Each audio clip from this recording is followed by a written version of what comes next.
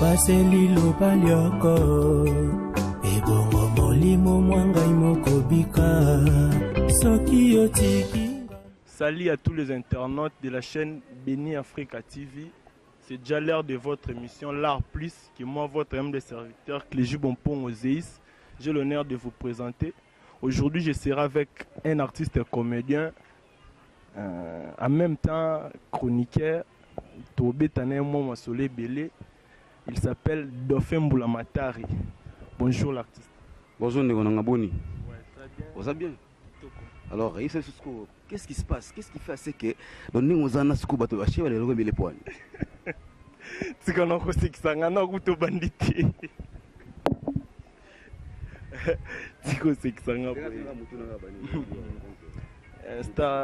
Bolanda biso bozana posa baye moi parcours na yo ndeni no banda na ndenge le lokomi dof bozana beso baye donc de faible matin dit ndega na lo bakaka to bana ba parler donc il y a parlé aussi que ça va parler souci les cas aux arcades devant l'écran après na olongo parler non 7 dans mon bout OK Kabila oya to bani so ko Lucas ko vie Luka vie, Baraga, ça la demande ainsi de suite. En même temps, aux autres coaching, Eric Ndala, Franklin Lucalansoni, Diego Amisi, on a India, on a India dans famille Lucalansoni donc na India, na Matongi, on a besoin de coacher Dauphin. Première émission ça na chanté ici dans Tibétique, lissimo. Mais quelqu'un on écran mais il y a un cas de formation là. Na rolonga na kota RTNC na 2004, caméraman technicien. 2006, le RTNC c'est la côté Global Télévision. Le cas Global, CBS, le cas Molière Télévision, RTV S1, Kin 24, si on a B1 Télévision, si le l'opéra. Dans le cadre de ce qu'on a cadre de la comédie, en même temps chroniqueur, animateur de télévision donc ça. Mais dans un mois de temps, il y a eu un Dauphin Pessibiso, ma biographie par rapport à travail. Tu t'es inspiré de qui pour imiter Batou, pour tout le monde en mode Dauphin, à imiter Batou. On s'inspirait pas nan. Une chose qui est vraie, Dauphin, faut manier bosser, donc appeler ça mon monde, vous comprenez? Elle va bosser donc voilà. Mais tout le monde est toujours sur un leader, il doit toujours avoir un modèle. Aux leader, aux un modèle, na mutozo mekola. Tu vois, on a humour, on a imitation, Ami Balé, Rock, Bokabela Bodo, on a Papa Mars, Kadiombo, on a RDC. Tu vas imiter, c'est tout rock, tant que Bodo imitant, pour les mots que nous avons invité, l'émission Moroboé. Comment on a invité, je sais pas, le mot Bongo, tant pour les mots que nous avons rock Bodo.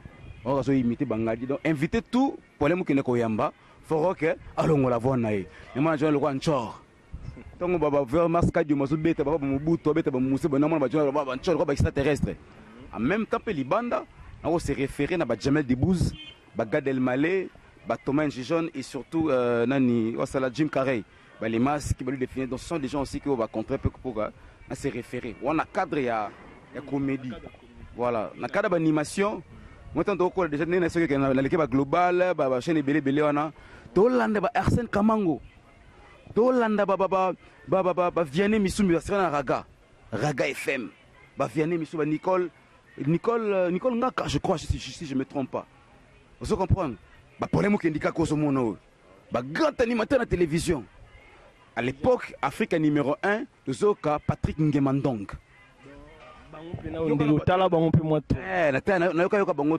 en même temps na Pirboul grand prêtre Likunzinga Mekelewele Batulampaka on appelle Venabao Zakari Babasoe on a fini aussi ma micro banini na komina tembe on rêve poto rêve micro rêve caméra tu vois voilà ce qu'on a cadre ya animation ningi sala salaka mais na cadre quoi idéologie il y a na cadre comédie cadre ya animation na cadre idéologie Michael Jackson il n'a pas ça makam. Il s'appelle Makamu tout suko Makamu tout Michael. Mais tant on mitala yo moro. Moi tant on mitala pena yo moro ba nga Dauphin.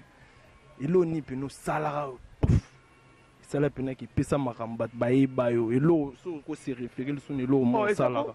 référence na liboso tona tse le roi lion lingala tona bani na ba traduction na ba film na ba dessin lingala première vidéo le roi lion lingala ten contrat na internet ici na ba chombo non parce que on attend en plus temps maintenant parce qu'on a no comprendre tant que technologie comme ko évolue en mboka na biso ozon pas mo ba chombo mo ba WhatsApp comme moi si parce que comme côté internet on a côté ba côté souboul ta mo sona ba internet ba série on a que non ta ça les vidéos le roi lion na même un milliardaire si ba carona na ngota ba 10 si on tali ba vu vidéo le roi lion ça là mais moto ali apena mon abi que c'est internet moto ali mbongo vidéo le roi lion nzama pambolo kaka continue ko lia mbongo bato bon artiste ce que tu côté pena na mo ba place mo boy par rapport à ba rimende circulaka oyoka nde nini rimer nini o wana kaka ya kawe ya kana ce que yo mo siko oyoka nde nini tango ya on lo bat yo mo oyoka nde nini tango ba lo ba ke dauphin APD na APD ko na ba yo déjà temse botala tala Julien na APD oh PD P président D dauphin c'est ligne PD P comme PD président D comme dauphin c'est la PD Nauta siko pena dauphin Nauta dauphin puis que dauphin bimisi ba comédien belé parce que bimisi ba comédien ya va finir la biso frère comédien belé il y a une question moi ko yambala na to question moko batu so ba payer ba biso tete ba biso tete ba payer ce que autant moi nzela moi mutaliboma okipe mutaliboma ba bengo nani merci comprendre autant moi nzela oh liboma oh mutaliboma okipe liboma bengo nani mutaliboma so okipe pelisi ko nani wa PD merci beaucoup finga bisona o ba sala ngo bango mo bangwana na ba mi misitu internet na lo ba mikolo ngwana mite ba masa wala nga boy o commenter kana sika kena do faire le ngo APD à sala ngo comptez même pas mon frère yoki ozano liboma wano PD timo landela ba pourquoi franchement tu as raison mais na kin te comprendre quand tu es beau quand tu t'habilles bien sozana o playboy fashion wano PD na kini po kiltira kini ngo mema na kini poza pena ya ba mono pena donc bali paso koto banini donc zo beta banini ba dia même système donc appelle ngo ya quand tu es propre tu t'habilles bien tu es propre tu parles un bon français tu es beau ah ya ça mon tourno et plus une chose mon frère qu'on se dise entre nous est-ce que les gens ne comprennent-ils pas ceux qui traitent les gens des PD excuse-moi ce sont des gens qui n'ont pas étudié pourquoi il y a une différence entre un PD et un gay tu vois un PD un pédale c'est une personne qui se prend pour une femme. Moi, je pense que il y a tikanga, il y a na comprendre te à la trabas, mais on te le ba mumi, ba musque tout le monde on a bon belesco. Quand tu vas dire que de faire PD c'est autant. C'est que quand on nous traite des PD en guise de quoi, en rapport avec quoi, qu'a-t-on fait? Tu vois? Qu'a-t-on fait? Oh alors on a tu appelles la Molière, ta Molière. Tous les capitaines Molière, on s'appelle moi bien. On est toujours là avec notre artiste Dauphin Mboulamata. Il fait un temps ça m'a clarifié. Mboulamata.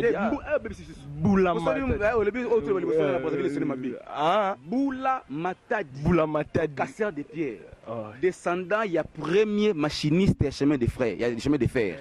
Donc Coco na biso. Papa na biso putain.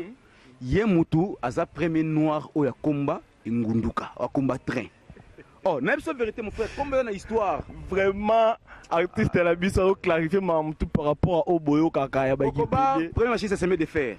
Papa Botanga, à la qui chef de protocole, il y a Mobutu. Donc, Mobutu, c'est que nous avons Mobutu à voyager. Ou à combien de places on a bon si ma solo, père, à Bengi Mobutu, Mobutu Golandaï, père Botanga.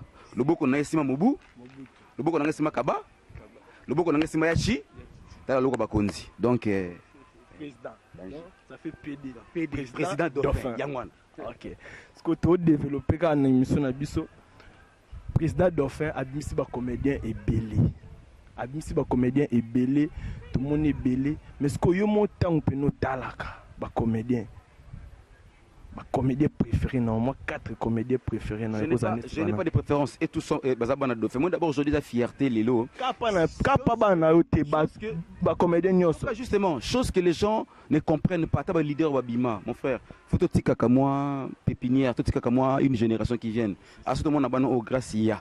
Lelo mais c'est Mercedes à la tête. Oh ça Mercedes à la tête. Maintenant le marque Mercedes comment nango. Lelo mais c'est Muta sala Mazda liboso à la tête. Maintenant marque Mazda auto comment nango lelo. Ya tika ngote. Mazda développeur. Ya système mindele o ngana ngana sa nango. Moi, des fois, autant bien show l'équipe de faire un sexy batouté. Dola, papa là, bon, bah, sexy karabatou. Il faut te fouler, mon frère. C'est plein la bouche moninga. Il faut détecter des talents. Foula bango parce que bozuya bana wana tant on peut pas pambola bango automatiquement il pose aux anini aux bénédiction. Moi na linga bango tout. Bango tout na linga na monote que na linga non na linga. Ande yo pe ba comédien na. Ande ba comédien na libanda. Oh bango tout comédien tout. Est-ce que ça aura de faire un problème? Parce que bango ba problème phénomène la dit sobe. Na tellement limanga bango ninga la kaka. Phénomène. Est-ce que ça met la question mo pe batindanga na tout non. Yona niveau boy là. On appelle une question. Quel est ton niveau national? Il y a de fait boy là rani. Tu na bandi non yo te lubuso. On a bien théo là l'autre. Ba question za ba réponse que non ngana niveau théo là et l'autre. Tu na mwana mai suka wele là ni ngana problème na niveau te. Non lugai. Ngana luka na. Mon to sekate. Na benge muninga. Ah. La benge muninga na to sekate. La benge muninga. Ah non. Non fait boulomata à la fin. À la fin, non, à la fin, à clarifier Bissonioso. Toujours kende kaka, toujours kende. On chute vers la fin de notre mission. Dauphin. Affaire dauphin. Affaire dauphin. On dirait Mokamo. Affaire Shadari. Oh, Shadari n'est pas Shadari. Shadari, grand prêtre Shadari, grand prêtre. Non, en fait, c'est ce que les gens n'avaient pas compris. Dauphin. D-A-U-P-H-I-N. Il y en a 4 significations. Ça veut dire dauphin comme nom propre d'une personne. Dauphin comme étant comme un mammifère marin. Mbiso à la maïwana. Mammifère marin. Dauphin comme étant fils du roi. Moi, le roi de France, et c'est les dauphins. Dauphin comme étant successeur. Donc, Moutozo remplacé Moutou. Il oppose à la maille, il oppose à historien. Ce côté, moi, comment de faire ça, qu'est-ce que je succès et qu'il y a qui n'est pas un seul dauphin qui n'est d'autre que le dauphin. Attaque quand étant le dauphin, j'ai cherché un dauphin. Maman, image dans le Moutou. Mais l'image pour nous pour nous gâter, mais à comprendre Papa Combo, Papa Combo. T'as cette vidéo dans aussi, t'as donné c'est buzz ma case, vous comprenez. Et on a ton grand prêtre Shadari a su comme moi, qui va bien les dauphins du Raïs. On a fait comme un dauphin, bon, il va être couronné là. Dauphin Shadari, ni Shadari, c'est le cas donc par rapport. Danger, donc t'as Shadari, ce peut le qui n'est pas président. Dauphin, président. Dauphin, c'est l'IP. On est toujours là avec notre artiste. Nous on a PD, donc on a président dauphin. Enfin, qui sait qu'un jour dauphin peut diriger ce pays? Qui sait qu'un jour peut être le président délégué général d'une chose, d'une entreprise X ou Y? Et on va pas mourir tous aux oiseaux. Vous comprenez? Donc, on a une émission Souka, une question de fait pourquoi la pays. Pourquoi? Cette émission Souka. Sexualité Moutou n'a rien à voir avec ce qu'on est en train de faire. PD ou pas, ça n'a rien à voir avec ça. Parce que vous qui êtes là, parce que écoute, mon frère, tout le monde a ma soloté, mon frère, je te le jure. Tu te reportes à mon raté, mon frère. Moutou finga pena finga kaneyo. Mbokena ba couloir, beaucoup na couloir. Beaucoup na couloir. Oh, yata na kombo nzambe na tinzambe na nga témoin. Beaucoup oh, mais yo finga ngati. Oya nini? Oya yo ebika ba mpiaka ba nini munanga tsasi. Ozo mpantsasi na bitala. Les gens qui parlent trop, ce sont ceux-là qui sont les pratiquants de la chose. Quand tu ne pratiques pas, pourquoi tu t'occuperais de celui qui est un gay, qui est un PD, qui est un fou? Pourquoi tu vas t'en occuper? Tu dois t'emballer les couilles, tu t'en foutre et puis voilà quoi, les chiens boivent, la caravane passe, mon cher ami. Toi, le Kagibo, toi, l'ingane qui est non Zambé, bon, à Pambo, la RDC, pour ça, tout et ça là, RDC qui est liboso. C'est pour ça que tu es M. Simba, moi qui est liboso. C'est ce qu'on veut. On est toujours là avec votre artiste Dauphin. Je salue la patronne de la chaîne Béni Nadia International. Moi, ça m'a coussé. Aleki cheval dans Tabanago, moi ça pembe. Maman des garçons. Mais habité président Dauphin, moi bah programme Yamakamuto, Salami. Comme ça, non, bah internet, sur partout le monde entier, Londres, Paris, États-Unis, partout en Arabie Saoudite, le 14 octobre. Le 14 octobre. Tu as date mon sacré pour les sacrés pour nous. Qu'est-ce que tu rappelles la date du 14 octobre? Attends, une question, mais c'est les journalistes. Qu'est-ce que te rappelle la date du 14 octobre? Le 14 octobre, c'est la date où il y a qui congé. Puis c'est toi, Mobutu. Date de naissance, il y a Maréchal, Mobutu, Sisseko, Kokobendo, Wasabanga. Le 14 octobre. En même temps, le 14 octobre, jour Oyo, le général Célestin, Kanyamapé, Abotama, le 14 octobre. Bref, par rapport à Dauphin, le 14 octobre, j'ai un maman spectacle. Mobanga spectacle na showbiz. Dauphin prépare les words pour la... Oh, Dauphin, ça va bloquer Kala. Dauphin, Asila. Dauphin, Akweya. Popoli lolo. Dauphin le 14 octobre, on a showbuzz.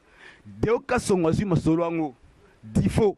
Des idées qui valent de l'or. Na showbuzz le 14. T'as besoin rendez-vous le 14 octobre, on a showbuzz. Donc, la fin du mois, au mois d'août, non, début mois septembre, pendant que nous avons le mois Maki, nous avons Maki na Brazzaville, programme nous avons Maki na Brazzaville, nous avons junior des maths, parce que c'est vraiment un événement. Parce que tant qu'il y a un spectacle de dauphins, donc voici les dauphins. Dans le spectacle ici, là, voici les dauphins à showbuzz. Voici les dauphins. Et Yangwana. Tant ici là. Vous avez pour présenter votre dauphin. Et tomber la bon moment. Et tomber la bon moment. T'as décembre non mais c'est écoutez.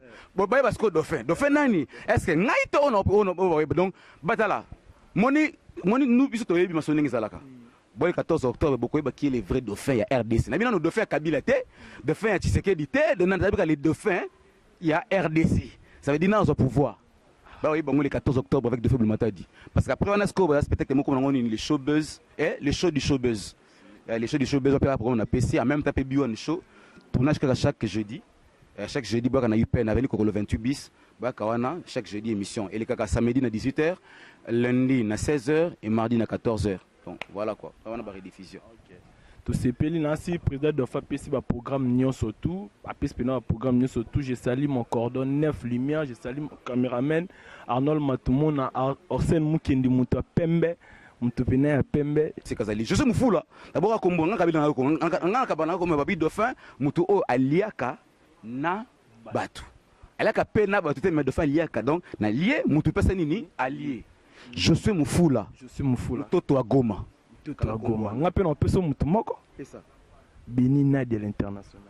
On a fait écoute BNI. Beni Nadia l'international. Merci beaucoup quoi. Est-ce qu'on a boire agence au Capi Production. On a au Capi Danse, au Capi Studio, tout donc voilà, très fort. Je crois que c'est les bossos oyo, c'est l'émission. On doit faire imiter mais c'est qui s'y pète. Merci beaucoup. Merci d'avoir été nombreux en train de suivre cette émission. On est arrivé à la fin de cette émission. Président d'Orfa Pessigno surtout. Je vous dis ciao. Bye, bye, bye.